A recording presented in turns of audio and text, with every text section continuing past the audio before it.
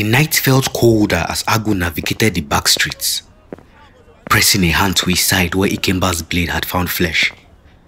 Though he dismissed it as a minor cut, every step sent a fresh strobe of pain through his torso, a stubborn reminder of Ikemba's parting gift.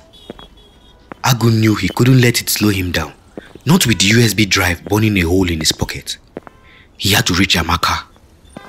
The narrow alley opened into a quiet courtyard, dimly lit by a flickering street lamp.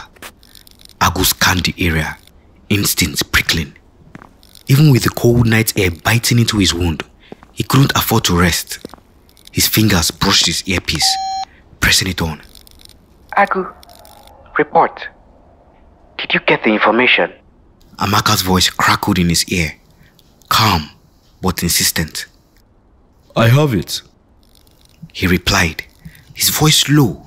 He glanced around, making sure no one was watching. But I ran into complications.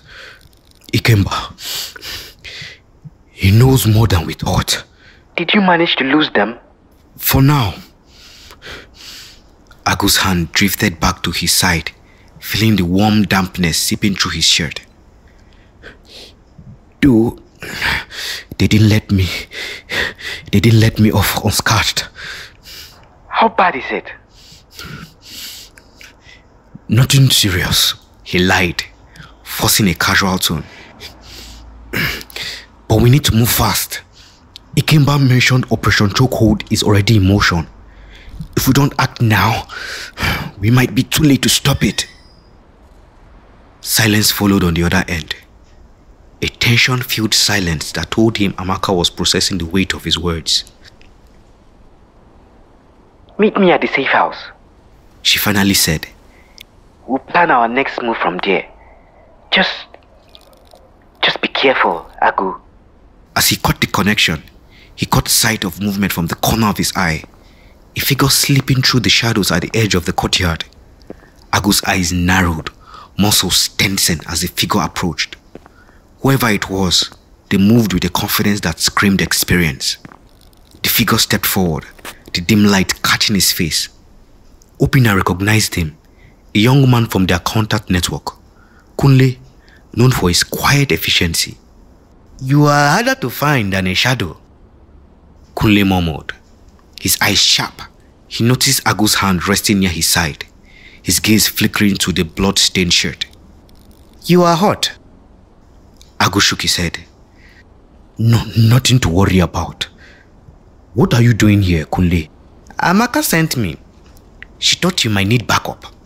Kunle's gaze lingered on Agu's wounds, his brow furrowing. That cut. Are you sure it's nothing? Looks like it needs cleaning up.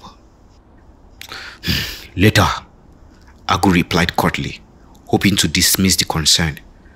Right now, we have bigger issues. Kunle shrugged, though his eyes held a trace of doubt. Fair enough. What did you get from Ikemba? Agu pulled out the USB drive, glinting dully in the faint light. Proof of Operation Chokehold. But there is more. Ikemba hinted that they have a mole in Sorosoke. Kunle's expression hardened, his jaw clenching. A mole? Inside our network? Agu nodded, feeling the weight of the revelation settle between them. That's why we need to get this information to Amaka. But we can't trust anyone else with it. A fresh pang from his wound cut through him, sharper this time. Agu inhaled, keeping his expression neutral, but Kunle caught the slight grimace. Let me take the lead from here, Kunle offered. You are barely holding up. Agu's pride flared, but the reality of his body limits gnawed at him.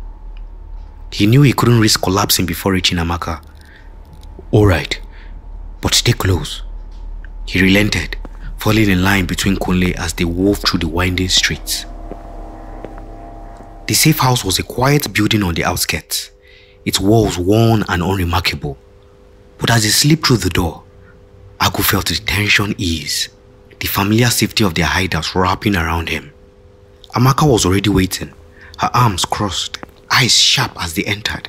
Her gaze dropped to the blood-staining Agu's shirt and a frown creased her brow. Agu, you said it wasn't serious. He shot her a brief smile, ignoring the pull of pain. I might have downplayed it a little. She sighed, taking the USB from his hand and plugging it into her laptop. The screen leaped up, and as files began to load, Amaka's expression shifted from concern to steely focus. This is what we have been looking for. Names, locations, everything about Operation Chokehold. Her fingers danced across the keyboard, scanning through the data. Agu leaned against the wall, feeling the exhaustion settle in his bones. Kunle's voice broke through his daze. Amaka, there is more. Ikemba said we have a mole inside Sorosuke. Amaka's head snapped up, her eyes narrowing. A mole? Agu nodded. He didn't give me any names, but the warning was clear. We are compromised. A silence fell over them, heavy and oppressive. The knowledge that someone in their trusted circle could be feeding information to the enemy felt like a blade in their backs. We will need to tread carefully, Amaka finally said, her voice resolute.